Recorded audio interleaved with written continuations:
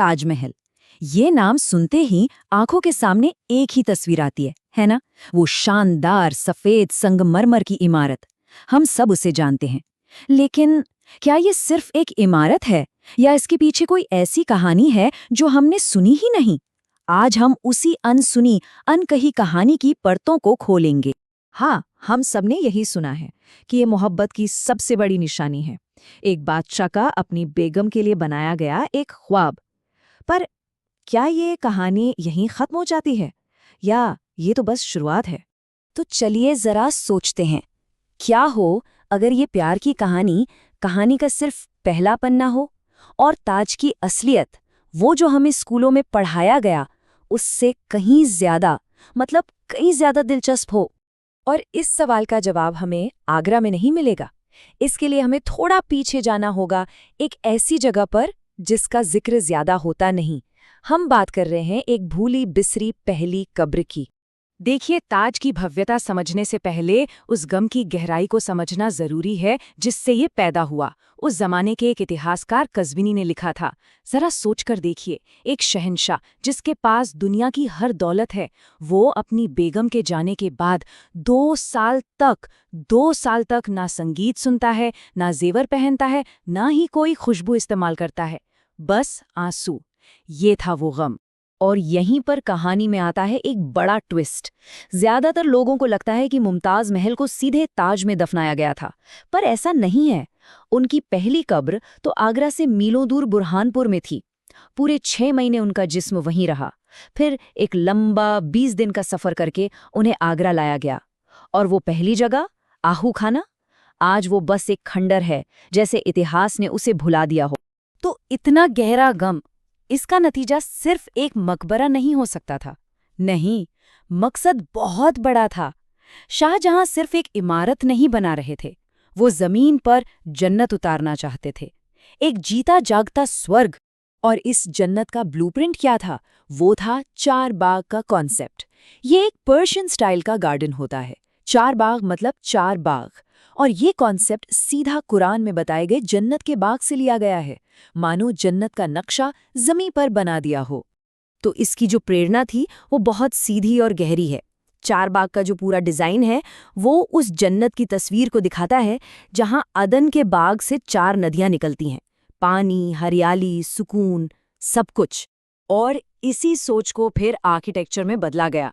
4 हिस्सों में बटा हुआ बाग, बीच में पानी की नहरें, सब कुछ प्लान के मुताबिक। लेकिन यहाँ ताज के डिजाइनरों ने एक बहुत ही साहसी काम किया। उन्होंने परंपरा को तोड़ दिया। आमतौर पर मकबरा बाग के बीचों बीच होता है, पर उन्होंने ताज को बाग के आखिर में, यमुना के ठीक किनारे पर बनाया। ये एक छोटा मोटा चेंज नहीं था, ये एक जीनियस मूव था। इससे हुआ ये कि ताज को पीछे से खुले आसमान का एक कैनवस मिल गया। तो चलिए अब बाग से निकलकर मुख्य इमारत की तरफ चलते हैं। और जब आप इसकी दीवारों को करीब से देखते हैं तो पता चलता है कि ये सिर्फ सजावट नहीं है, ये पत्थर पर लिखी गई एक पूरी किताब है, एक पवित्र किताब। जैसे ही आप मेन गेट से अंदर आते हैं, आपको एक लिखावट दिखती है। ये मास्टर कैलीग्राफर अमानत खान का काम है। और ये सिर्फ खूबसूरत लिखाई नहीं है, ये एक तरह का बुलावा है, एक वफादार आत्मा को जन्नत में दाखिल होने का न्योता। पर जैसे ही आप मुख्य मकबरे के पास पहुंचते हैं, माहौल बदल जाता है। वो नरम, प्यार भरा बुलावा अब एक गंभीर चेतावनी में बदल जाता है। कयामत के दिन की बातें होने लगती हैं। ये एक बहुत ही सोचा समझा और बहुत ही नाटकीय बदलाव है। और ये लिखावट कोई मामूली चीज नहीं है, ये अपने आप में एक कमाल है। अमानत खान ने कुरान के पूरे 14 चैप्टर चुने। सोचे, हर एक अक्षर को काले संगमरमर से तराश कर सफेद संगमरमर में फिट किया गया। पर असली जादू तो कुछ और ही है। जो लिखावट जितनी ऊपर है उसे उतना ही बड़ा बनाया गया है। क्यों? ताकि नीचे जमीन से दिखने वाले को सारे अक्षर एक ही साइज के दिखें। ये एक ऑप्टिकल इल्यूजन है। कमाल का है ना?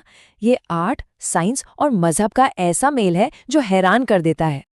अब जब कोई चीज इतनी लाजवाब हो तो उसके बारे में कहानियां और अफसाने तो बनेंगे ही। तो चलिए अब जरा कुछ मशहूर मिथकों की बात करते हैं और देखते हैं कि उनमें सच्चाई कितनी है। पहले तो इसकी स्केल को समझिए। ये कोई लोकल प्रोजेक्ट नहीं था। हाँ, सफ़ेद संगमरमर तो मकराना से आया, जो राजस्थान में है। लेकिन जो कीमती पत्थर इसमें जड़े हैं वो पूरी दुनिया से आए थे।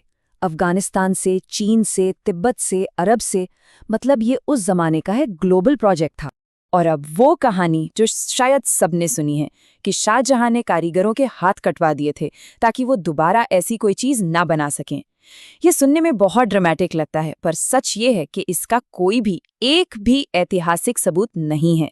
असल में हमें ये पता है कि ताज बनाने वाले कई कारीगरों ने बाद में दिल्ली के लाल किले जैसे बड़े बड़े प्रोजेक्ट्स पर काम किया था। अच्छा, एक और कहानी है काले ताज की, कि शाहजहां अपने लिए नदी के उस पार ठीक ऐसा ही एक काला ताजमहल बनवाना चाहते थे। ये भी एक बहुत मशहूर किस्सा है, पर यह भी सच नहीं है। जो खंडरे नदी के उस पार दिखते हैं वो असल में मेहताब बाग का हिस्सा हैं। मेहताब बाग मतलब मूनलाइट गार्डन, और उसे बनाया ही इसलिए गया था ताकि वहां से ताज का सबसे खूबसूरत नज़ारा लिया जा सके। लेकिन ताज की कहानी सिर्फ इतिहास के पन्नों में नहीं है, वो आज भी लिखी जा रही है। और आज ये इमारत जिसे हमेशा हमेशा के लिए बनाया गया था, वो एक बहुत ही असली और आज के दौर के खतरे से जूझ रही है। इसी खतरे को देखते हुए 1996 में भारत के सुप्रीम कोर्ट ने एक कदम उठाया। उन्होंने बनाया ताज ट्रेपेजियम जोन, जिसे TTZ भी कहते हैं। ये ताज के चारों तरफ लगभग 10,000 वर्ग किलोमीटर का एक प्रोटेक्टेड एरिया है, एक तरह की ढाल जहां प्रदूषण फैलाने वाली इंडस्ट्रीज पर सख्त नियम लागू होते हैं। लेकिन इन सारी कोशिशों के बाद भी खतरा टला नहीं है। हवा में जो PM 2.5 नाम का खतरनाक पोल्यूटेंट होता है, उसकी सेफ लिमिट है 60।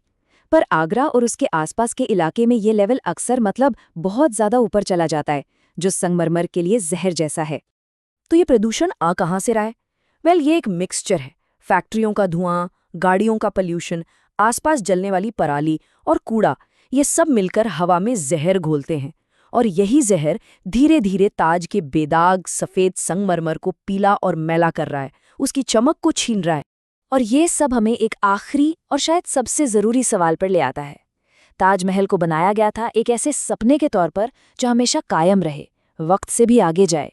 तो आज उस सपने के लिए हमारी क्या जिम्मेदारी बनती है? ये सवाल सिर्फ सरकार या इतिहासकारों का नहीं है, ये हम सबका सवाल है।